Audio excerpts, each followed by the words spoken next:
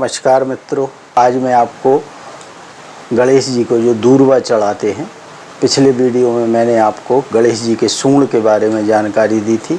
आज मैं आपको गणेश जी की दूर्वा के बारे में जानकारी दूंगा। गणेश जी को दूर्वा क्यों चढ़ाते हैं? हमारे ऋषि मुनि, जो सिर्फ मुनि नहीं थे, महानतम वैज्ञानिक भी थे, उन्होंने विभिन्न पूजाओं के माध्यम से, अलग अलग पूजाओं में जो भी चीज़ें चढ़ाई जाती हैं, उनका हमारे स्वास्थ्य के साथ गहरा संबंध होता है। हम इस चीज़ को नहीं जान पाए, ये हमारी गलती है।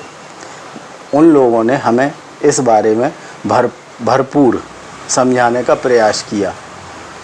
आप देखें, गणेश जी को जो दूर्वा चढ़ाई जाती है, उसका बॉटनिकल नेम सिनेडोन डेक्टाइलोन है, जो एक प्रकार की घास होती है। यह ज़मीन में सतह पर उगती है और जाल बनाते हुए आगे बढ़ती है। मैंने अपने पहले वीडियो में बताया था कि गणेश जी को जो दूर्वा चढ़ाते हैं, उस दूर्वा को आप देख लें कि एक ही डंडी हो, उसमें से कोई दूसरा डंठल ना निकला हो। यदि दूसरा डंठल निकला है तो ऐसी दूर्वा आप गणेश जी को ना चढ़ाएं, क्योंकि वो हानिकारक है। आप गणेश जी को जो दूर्वा चढ़ाते हैं, यदि वो जड़ के साथ आई है तो देख लें कि वो जड़ पीलापन लिए हुए ना हो। यदि पीलापन लिए हुए है तो उसको आप अलग कर दें। पकी हुई गांठ ना हो, उसको भी आप अलग कर दें।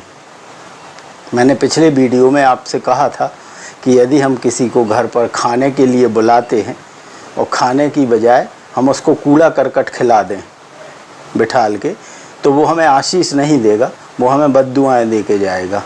उसी प्रकार गणेश जी के दो मुख्य चीज़ें हैं, दूर्वा और मोदक। दूर्वा गणेश जी को अत्यंत प्रिय है। दूर्वा का संबंध बुध ग्रह से सीधा सीधा है और गणेश जी बुध ग्रह के अधिष्ठात्री देव हैं। गणेश जी के बारे में आपने एक कथा विभिन्न चैनलों के माध्यम से सुनी होगी, मैं उसमें ज़्यादा नहीं जाऊँगा क्योंकि वीडियो बड़ा हो जाएगा। वेद व्यास जी ने गणेश जी को महाभारत लिखने के लिए बुलाया था।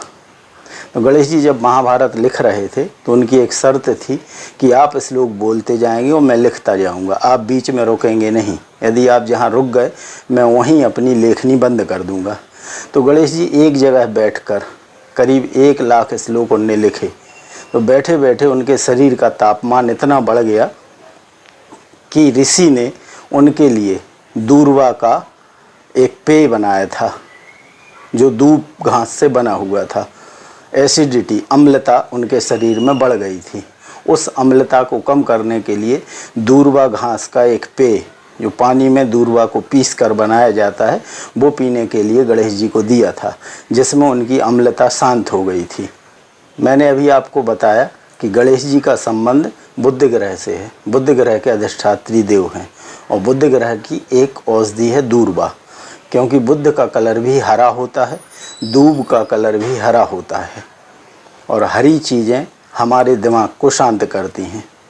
हमारा नर्वस सिस्टम है, उस पर उनका अधिकार रहता है। आप देखें, आप जहाँ भी प्रकृति को देखते हैं, आप कितने भी गुस्से में क्यों ना हो, यदि आप हरियाली को देखते हैं एक टक, 2 मिनट, 3 मिनट, 5 मिनट, तो आपकी गुस्सा वहीं शांत हो जाती है। दूर्वा अच्छी रोग प्रतिरोधक एक औषधि है, CDPF इसमें पाया जाता है, जो हमारी रोग प्रतिरोधक क्षमता को बढ़ाता है।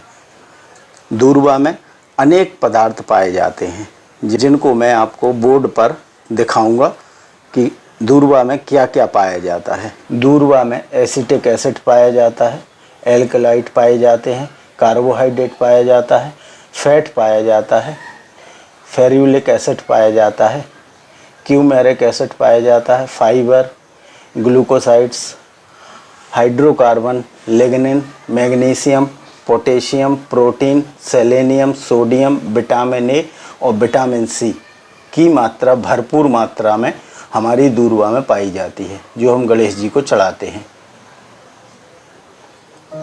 अभी मैंने आपको बोर्ड के माध्यम से बताया कि दूर्वा में कौन कौन से तत्व पाए जाते हैं। आपने देखा इतने सारे तत्व हमारी दूर्वा में पाए जाते हैं, जिसे हम घास फूस कहते हैं।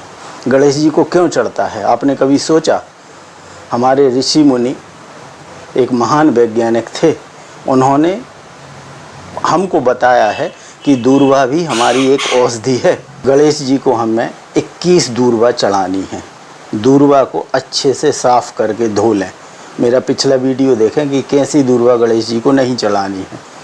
जैसी मैंने बताया वैसी दूर्वा लें। गणेश जी को अच्छे स्वच्छ पानी से, गर्म पानी से आप दूर्वा को धो सकते हैं। ऐसी 21 दूर्वा हर रोज़ आपको गणेश जी को अर्पण करनी है। सुबह आप पूजा करने के समय गणेश जी को 21 दूर्वा का अर्पण करें। गणेश जी एक जगह बैठे बैठे जब महाभारत लिख रहे थे तो देखा आपने गणेश जी का बड़ा पेट हमें बताया जाता है। यदि किसी व्यक्ति का पेट बड़ा है, उसको कब्ज है, तो दूर्वा उसमें रामबाण औषधि के रूप में कार्य करती है। महिलाओं के अनेक रोग हैं पेट से संबंधित जिनमें दूर्वा काम करती है। यदि आपका सिर दर्द है, शरीर में उष्णता बढ़ गई है, गर्मी बढ़ गई है, या आपके खून का पीएच लेवल अम्लीय हो गया है, एसिडिक हो गया है, तो आप दूर्वा के सेवन से अपने आप को ठीक कर सकते हैं मात्र 21 दिनों में।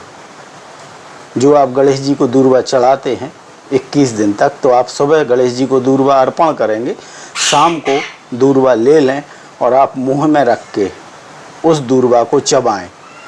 सिर्फ चबाना है, निगलना नहीं। उसका जो रस है वो आप निगलते जाएं। जब सारी दूर्वा का रस आप निगल चुकें तो वो जो आपके मुंह में एक भूसा सा बचा होगा उसे निकाल कर अलग कर दें। आप देखेंगे 21 दिन में आपका बढ़ा हुआ पेट कम होने लगेगा, कब्ज की शिकायत ख़त्म हो जाएगी, आपके सिर दर्द जो गर्मी के कारण होता है वो बंद हो जाएगा। महिलाओं के पेट से संबंधित बहुत सी बीमारियां होती हैं, उनमें राहत मिलेगी। अब देखें आप, हम जब गणेश जी की पूजा करते हैं तो हम एक श्लोक आता है पूजा में, कपित जम्बू फल चारु भक्षणम। हमारे ऋषि मुनियों ने बताने का प्रयास किया है कि कपित मतलब कैथ का फल, कैथा, जम्बू फल जामुन।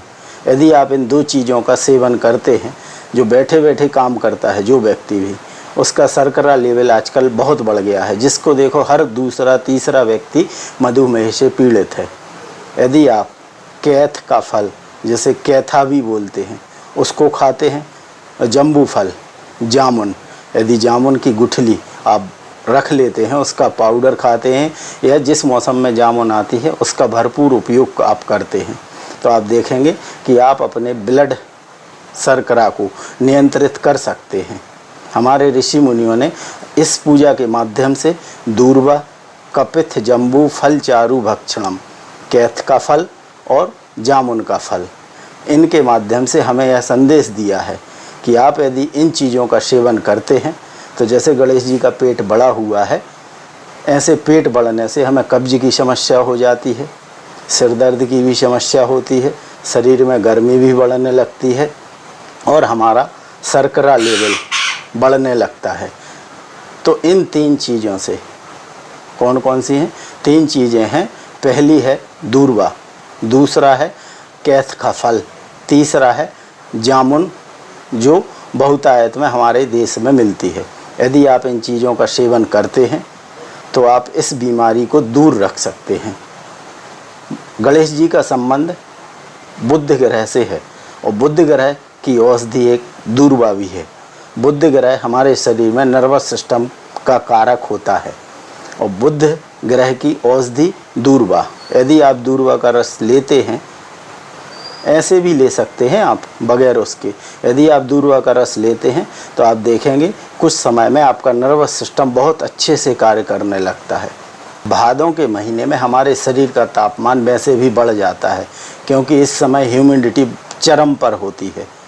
इसीलिए इस मौसम में गणेश जी को दूर्वा अर्पण करने की बात कही गई है और दूर्वा अर्पण करके आप उसका स्वयं सेवन कर सकते हैं। 21 दूर्वा आप गणेश जी को चढ़ाएं, शाम को आप उसका खुद सेवन करें और स्वास्थ्य लाभ लें।